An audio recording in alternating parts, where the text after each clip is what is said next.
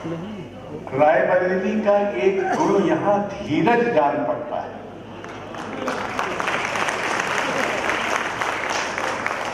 मैं नहीं जानता कि हिंदी के किसी शहर में इतना लंबा सम्मान समारोह चल सकता है।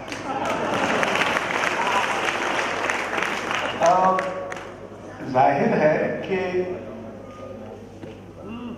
इसलिए मैं सबसे पहले तो रायबरेली की नागरिकता के प्रति हिंदी लेखक समाज की ओर से कृतज्ञता व्यक्त करता हूं। मैं बरसों से हिंदी समाज की निंदा करने का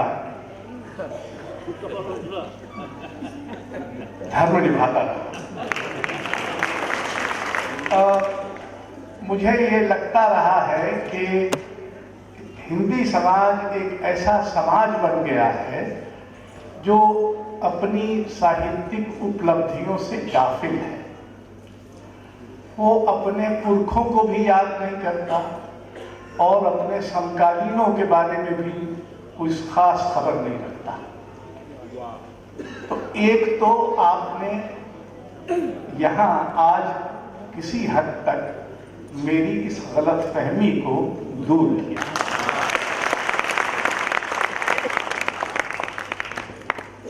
दूसरी बात यह है कि इसका कोई ना कोई आधार होना चाहिए कि रायबरेली में ऐसा क्यों हो रहा है। इलाहाबाद में निराला राय, जिनको 20वीं शताब्दी का सबसे बड़ा हिंदी कवि माना जाता है, उनकी जन्मदिन पर वहाँ एक बार मैं था। उनकी एक बहुत ही खराब मूर्ति दारागंज में लगी है और उसके इर्द गिर्द कोई 30-40 लोग जमा थे। ये है निराला को याद करने का इलाहाबाद नगर का उपक्रम। ऐसी कहानियां हर शहर की हैं। असल में हुआ ये है कि हिंदी के साथ सबसे अधिक विश्वासघात हिंदी का मध्य वर्ग कर रहा है।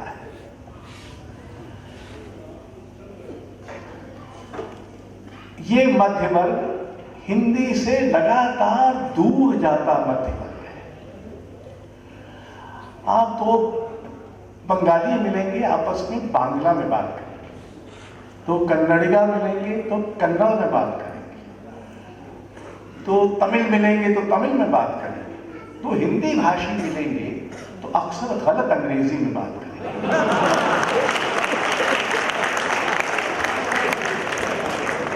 यद्यपि जो कुछ हमारे युवा मित्र ने कहा उससे लगता है कि ऐसा नहीं है, पर इसमें विशेष भूमिका बिहार की। बिहार हिंदी का सबसे अधिक साहित्य पढ़ने खरीदने वाला राज्य है। अगर बिहार न होता तो हम में से अधिकांश को ये पता ही नहीं चलता कि हमको भी कोई पढ़ता है। मैं पिछले अब कितने बरस हो गए, 60 बरस से पूरी बेशर्मी के साथ कविता लिखता रहा और हमारे जिलाधिकारी यहाँ बैठे हैं। जब मैंने मध्य प्रदेश में मेरी उम्र यानी सरकारी उम्र 8 वर्ष की थी, 7 साल हुए थे, तो मैंने जब वहाँ मध्य प्रदेश में सांस्कृतिक उत्पाद शुरू किया तो थोड़े दिनों बाद हमारे जो वरिष्ठ IAS अधिकारी थे वो कहते थे कि देखो कितना अच्छा अवसर था, अब आजकल नचइयों गवैयों के पीछे लगा रहता है। अब संयोग की बात यह है कि ऐसा कहने वाले हाल में मुझे मिले। एक कहीं क्लब में वो लोग बैठे हुए थे, मैं भी वहां से निकला तो मैंने तो उन्हें देखा नहीं, उन्होंने मुझे देखा, फिर मेरे पास आए, बोले यार हम तुम्हारा मजाक बनाते थे और अब देखो हम तो भारत शासन के सचिव के पद से रिटायर हुए हैं, हमें कोई दो कौड़ी को नहीं पूछता, कोई हमें जानता ही नहीं। अभी ये कहा गया कि जिसके दिल में थोड़ा बहुत साहित्य नहीं है वो मनुष्य क्या होगा। लेकिन मैं आपको थोड़े और, क्योंकि महावीर प्रसाद जी की एक बड़ी खासियत ये थी कि उस जमाने में उन्होंने हिंदी अंचल में राजनीतिक सत्ता, सामाजिक सत्ता, धार्मिक सत्ता इत्यादि के बरक्स भाषा की सत्ता स्थापित और उनका इतना आतंक था कि बड़े बड़े कवि और साहित्यकार उनसे डरते थे। सरस्वती जैसी पत्रिका 20वीं शताब्दी के आरंभ में निकलती है और वो रेलवे में कहीं क्लर्क वगैरह थे एक जमाने में, और उस पत्रिका का जो जस हुआ वो ये था कि अगर किसी की रचना सरस्वती में छप गई तो उसको रातों रात मान्यता मिल जाएगी। तो मान्यता का ऐसा मानक, और वो बड़े सख्त आलोचक थे, वो किसी को नहीं बख्शते थे। ये शब्द की सत्ता, ये भाषा की सत्ता हिंदी अंचल में महावीर प्रसाद द्विवेदी ने पहली बार स्थापित की थी। दिलचस्प बात यह है कि उसी भाषा में अब भाषा की सत्ता सबसे हाशिए पर है। अगर आप हिंदी के अखबार पढ़ें या हिंदी के टेलीविजन चैनल वगैरह देखें तो आपको लगेगा कि हिंदी समाज की हर चीज में दिलचस्पी है। राजनीति में तो खैर है ही। हमारे नायक छवियां कौन सी हैं? राजनेता, अभिनेता, अपराधी और खिलाड़ी। यही अब थोड़े थोड़े व्यापारी भी होने लगे। पहले नहीं होते थे, अब होने लगे। तो ये 5 नायक छवियां हैं। हिंदी के अखबार पढ़िए, हिंदी की पत्रिकाएं, यानी जो साहित्य को छोड़कर जो पत्रिकाएं हैं वो पढ़िए, तो आपको लगेगा कि हिंदी समाज की हर चीज में दिलचस्पी है, साहित्य और कलाओं को छोड़कर। मैं धवलकेशी हूं, इसलिए मुझे तरह तरह के लोगों से मिलने का सौभाग्य या दुर्भाग्य मिलता रहा। एक बार एक प्रधानमंत्री थे जो मेरे ही नाम राष्ट्र थे, तो मैंने उनसे कहा कि हिंदी अंचल की बड़ी दुर्दशा है, हमको कुछ करना चाहिए। तो हिंदी अंचल की दुर्दशा का मिलाप तो सभी करते हैं, वो स्वयं भी करते थे। तो उन्होंने कोई विशेष, मैंने उनसे कहा कि जयपुर में जयपुर नहीं है, बनारस में बनारस नहीं बचेगा, ग्वालियर में ग्वालियर गायब हो चुका। तो बोले आप क्या पहेली बुझा रहे हैं? मैंने कहा ये सब हिंदुस्तानी शास्त्रीय संगीत के घराने थे जो इन शहरों के नाम पर थे।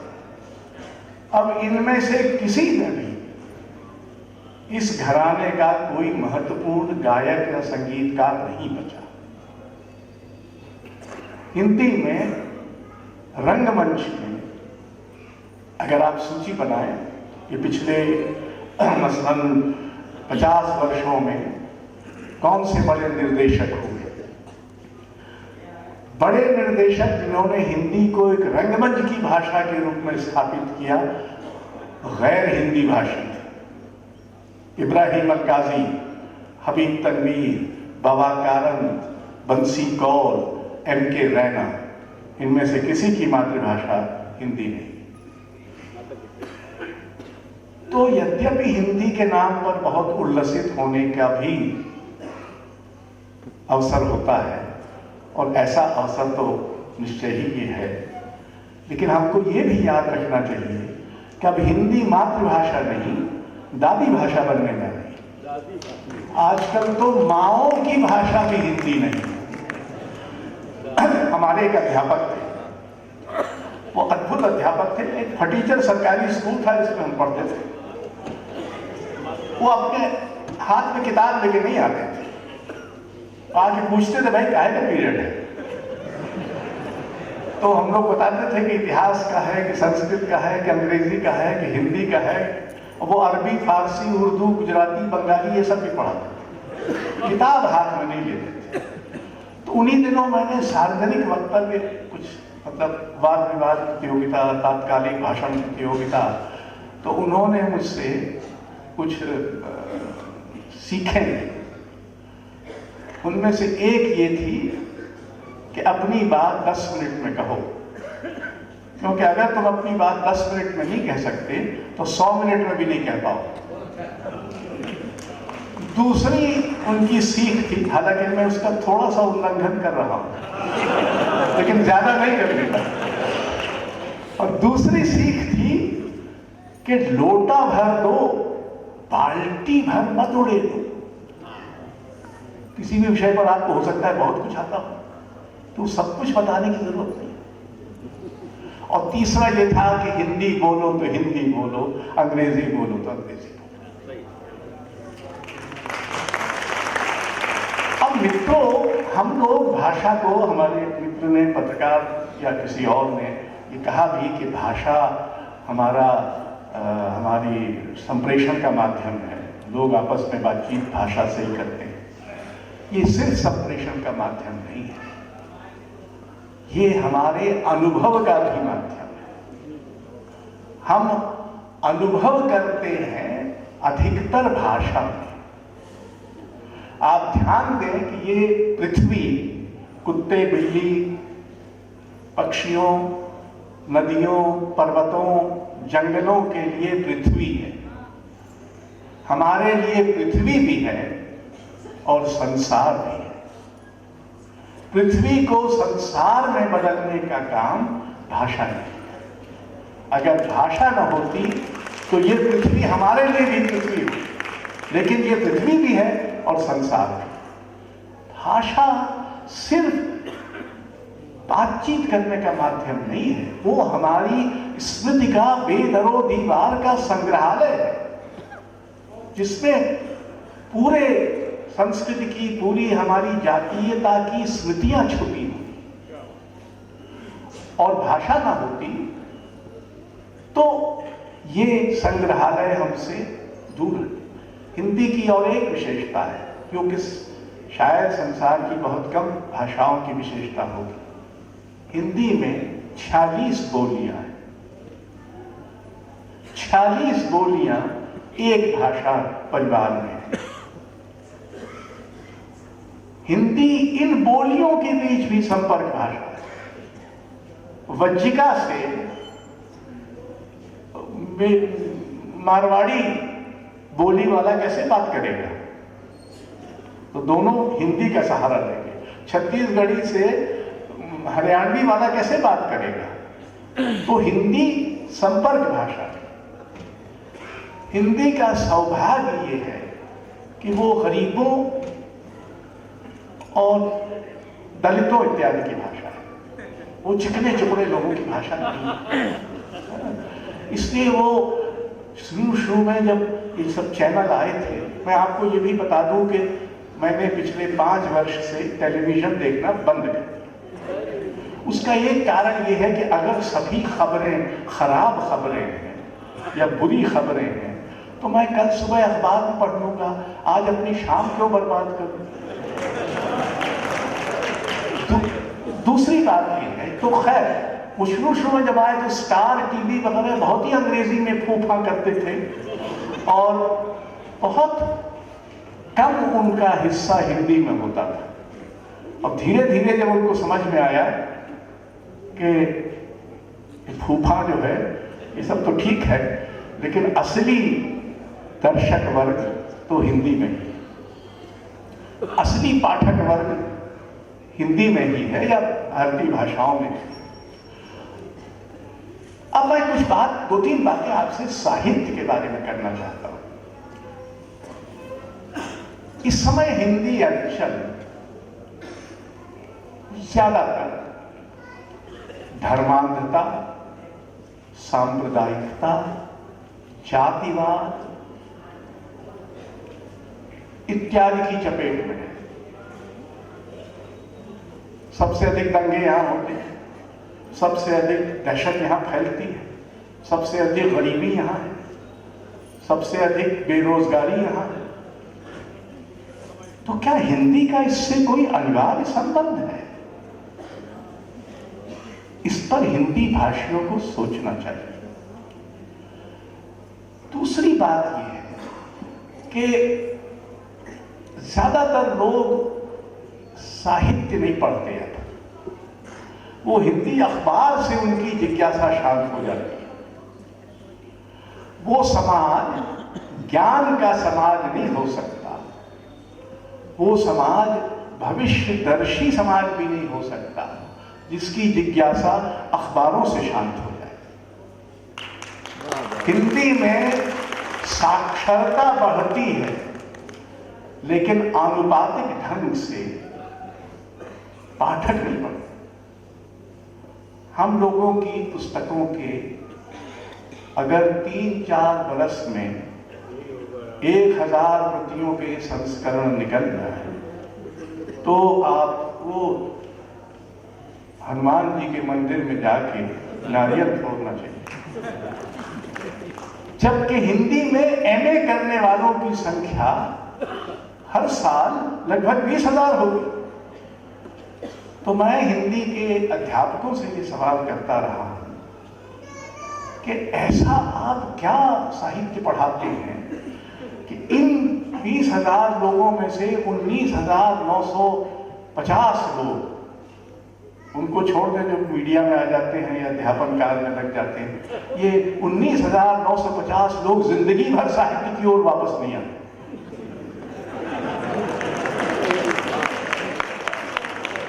इसलिए ये कुछ साहित्य इस समय कम से कम हिंदी में इस समाज का, हिंदी अंचल की राजनीति का सच्चा प्रतिपक्ष है। वही है। देखिए, हम लोग कोशिश करते हैं कि ईमानदारी से और हिम्मत से सच कहें, लेकिन लेखकों को कोई सच की वो मिली है ठेकेदारी। इसलिए लेखक वो भी होता है जो सच कहने की कोशिश करता है हिम्मत से और बेबाकी से, लेकिन अपने कहे हुए सच पर शक भी करता है। हम ही हैं जो कह सकते हैं कि ऐसा लग रहा है। हमारे एक कवि ने अज्ञे में कहा था कि मैं सच लिखता हूं, लिखकर सब झूठा करता जाता है। कौन कहेगा कि मैं जो लिख रहा हूं सच लिख रहा हूं, उसको झूठा करना? धर्म नेता नहीं कहेगा, राजनेता नहीं कहेगा, अभिनेता तो क्या कहता, खिलाड़ी नहीं कहेगा, वैज्ञानिक नहीं कहेगा। ये लेखक ही कह सकता है कि हम सच तो कह रहे हैं, लेकिन हो सकता है कि सच न भी। दूसरी बात, हमारे एक बड़े साहित्यकार गजानन माधव मुक्तिबोध का ये जन्म शताब्दी वर्ष है। उनकी एक प्रसिद्ध कविता थी जिसका शीर्षक था अंतःकरण का आयतन। अगर आप दिल्ली में रहते हो, जो मेरा दुर्भाग्य है कि मैं रहता हूं, मेरे पिता तो उन्नाव के थे, लेकिन मेरा जन्म मध्य प्रदेश में है। तो दिल्ली में अगर आप रहते हैं तो आपको लगेगा कि हर दिन 5, 7, 10 लोग इसलिए मारे जाते हैं कि ये चिकने चुपड़े और धनी लोगों के शराब पिए हुए लड़के बेकाबू होकर अपनी कार्य चलाते हैं। निर्भया कांड हुआ, ये सब हुआ। हो क्या रहा है, एक और बुनियादी बात है जिस पर ध्यान देने की जरूरत है कि ये जो हिंसा का हत्यारा वातावरण हमारे समाज में बढ़ता जाता है, बल्कि कई बार मैं कहता हूं कि हर भारतीय इस समय दूसरे हर भारतीय से सच्ची नफरत करता है और हर भारतीय दूसरे भारतीय को अपराधी, राष्ट्र विरोधी, राष्ट्रद्रोही इत्यादि इत्यादि बनाने में तुला हुआ। पर इस हत्यारे वातावरण का, इस हिंसक आक्रामक वातावरण का नतीजा ये है कि हमारा अंतःकरण सिकुड़ रहा है। हमको ये बातें अब परेशान नहीं करती, हमको गरीबी परेशान नहीं करती, हमको बेरोजगारी परेशान, जिन पर गुजरती है उनको करती है। लेकिन हमको जो संभवतः इस सभागार में बैठे सभी लोग ऐसे हैं जो इसके शिकार नहीं हैं, हमको परेशान नहीं करती। ये अंतःकरण का सिकुड़ना हमारी मनुष्यता की कटौती एक तरफ। दूसरी तरफ अगर आप ध्यान दें तो एक नई संवाद रति पैदा हो गई। हमारे पास ये चल बोला, क्या बोलते हैं, मोबाइल, वो सब हम इतनी बात कर रहे हैं, गैर जरूरी बात कर रहे हैं। एक बार मैंने पाया मेरी बहू उस फोन पर किसी से पूछ रही थी कि भरे करेले में अजवाइन भी डलती है क्या। तो ऐसा लगता है कि हम लगातार बात किए जा रहे हैं। लोग बैठे होते हैं किसी आयोजन में तो अक्सर अपने उसकी ओर देख रहे हैं। मेरे हिसाब से मनुष्य ने इससे अधिक अभद्र यंत्र का आविष्कार नहीं। मैं आपसे बात कर रहा हूं, आपके पास फोन आ गया, उससे बात करके चलिए, अरे लेकिन मैं आपकी उसकी अभद्रता की ओर इशारा नहीं कर रहा। मैं जो कह रहा था, असल में हम बात बहुत कर रहे हैं लेकिन शब्द हमारे पास घट रहे हैं और शब्दों की कटौती हमारी मानवीयता की कटौती है। अगर आप देखें हिंदी शब्द सागर जो बनारस से प्रकाशित हुआ था नागरिक प्रचारणी सभा से, उसमें विज्ञापन के भाव से लिखा होता है हिंदी शब्द सागर 1 लाख से अधिक शब्द। तो 1 लाख से अधिक शब्द का मतलब क्या हुआ कि हमारे पास सच्चाई को समझने, उसका बखान करने, उसमें हस्तक्षेप करने, उसमें सपना देखने, उसमें पहचानने, उसमें पुकारने, उसमें ललकारने, उसमें गुहारने इत्यादि की 1 लाख विधियां हैं। अब आप जरा हिसाब लगाइए, हम लोगों का काम ज्यादातर का 3000 शब्दों से चल जाता है। अखबारों का काम, और अब तो उन्होंने हिंदी को भ्रष्ट करने का लगभग राष्ट्रीय अभियान चला रखा है। अखबारों का काम 5-7 हजार शब्दों से चल जाता है और दुर्भाग्य से साहित्य का काम भी, ज्यादातर साहित्य का काम 10-15 हजार शब्दों से चल जाता है। एक भाषा जिसमें 1 लाख शब्द है, उसमें से अधिकांश शब्द का उपयोग करना भी हमको नहीं आता। यानी ऐसा ही है कि आपके पास बहुत बड़ी संपदा है और आपको उसका पता ही नहीं, और आप अक्षम हैं उसका कोई कारगर इस्तेमाल करने में। हिंदी में सोचने की प्रक्रिया घट रही। एक जमाने में इलाहाबाद विश्वविद्यालय और पटना विश्वविद्यालय, इनकी बड़ी कीर्ति थी, इनके हिंदी विभागों की बड़ी कीर्ति थी, और अब ये सब ध्वस्त है। हिंदी अंचल में कोई भी, संभवतः बनारस थोड़ा बहुत बचा है और अलीगढ़ थोड़ा बहुत बचा है। इन 2 विश्वविद्यालयों को छोड़ दें तो हिंदी अंचल में एक भी विश्वविद्यालय ऐसा नहीं है जिसको देश के श्रेष्ठ विश्वविद्यालयों में गिना जा सके। हिंदी में ज्ञानोत्पादन नहीं है और हिंदी में ये जो प्रश्न पूछने की क्षमता है वो सिर्फ साहित्य में बची है। हमारा काम आपको रास्ता दिखाना नहीं, हमारा काम आपको रास्तों के विकल्प बताना है कि इतने तरह के रास्ते हैं, अब किस रास्ते पर आप जाना चाहेंगे। इसलिए साहित्य हमेशा अधूरे सच पर आधारित होता है। वो सच पूरा ही तब होता है जब कोई पाठक या रसिक थोड़ा सा अपना सच उसमें मिलाता है। इसीलिए एक ही कृति या एक ही लेखक के अनेक अर्थ संभव है, क्योंकि हर व्यक्ति का सच अलग है। तो मित्रों, अब ये मैं अपने गुरु की सीख का उल्लंघन पर्याप्त कर चुका हूं, लेकिन चूंकि मुझे कल सुबह जल्दी निकलना भी है और आखिर आपने मैं ये कहना भूल ही गया कि मैं इस समिति का बहुत कृतज्ञ हूँ। असल में क्या है, हिंदी में अगर आपको पुरस्कार मिल जाए तो इससे बड़ी बदनामी होती है। अव्वल तो ज्यादातर पुरस्कारों की इतनी अप्रतिष्ठा हो गई है कि लोग मानते हैं कि इसने किसी न किसी हिकमत से जुगाड़ कर दिया। अब मैं तो गौरव अवस्थी को जानता भी नहीं था, तो रायबरेली में पहली बार आया। और बहरहाल, और होता यह है कि पुरस्कार मिलने से आपके मित्र बढ़ते हो कि न बढ़ते हो, आपके शत्रु बहुत बढ़ते हैं। अब मेरे लिए थोड़े सुखद संयोग की बात यह है कि मेरे शत्रु पहले से ही बहुत हैं, तो अगर उनमें कुछ और 2-3 हजार जुड़ गए तो कोई खास फर्क पड़ने वाला नहीं है।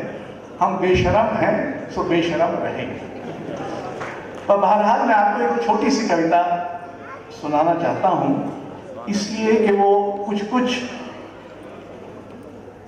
यद्यपि मुझे आस्था का वरदान नहीं मिला है और मैं प्रार्थनाएं बहुत लिखी हैं। तो एक ये प्रार्थना है, करो प्रार्थना कि हरी पत्तियां कुछ दिन और हरी रहे,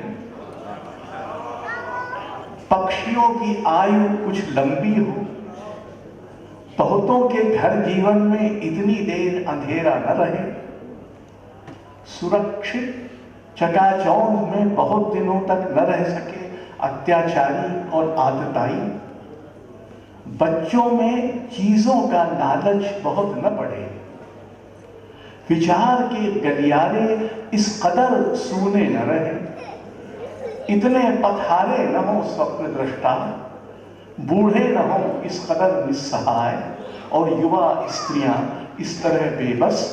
करो प्रार्थना करो कि शब्दों पर भरोसा बना रहे और किसी भी हालत में वे कम न पड़े, कि सहायता की हर पुकार का तुम उत्तर दे सको, कि साधन भले कम पड़ जाए देने की इच्छा में कमी ना आए, कि दुनिया की तेज रफ्तार से भले हम कदम न रह सको पर चलने का संकल्प न घटे। करो प्रार्थना कि टुच्चे लोगों से भले न बच सको, अपने टुच्चेपन से बचे रहो, और जीवन की तरह करो प्रार्थना कि टुच्चे लोगों से भले न बच सको, अपने टुच्चेपन से बचे रहो, और जीवन की तरह मृत्यु में भी कुछ गरिमा हो। करो प्रार्थना। और आज हमारे साथ इस काव्यांजलि सत्र में श्री दीक्षित अंकौरी जी नई दिल्ली से, हमारी बहुत अपनी बेहद अपनी सरिता दीदी, मक्खन मुरादाबादी जी और श्री रमेश रंजन मिश्र जी लखनऊ से हमारे बीच जुड़ेंगे। इसके तुरंत बाद स्मारिका का विमोचन और उसके बाद काव्यांजलि सत्र। एक बार जोरदार तालियां। आचार्य पद का चौथा संस्करण हमारे बीच आ चुका है।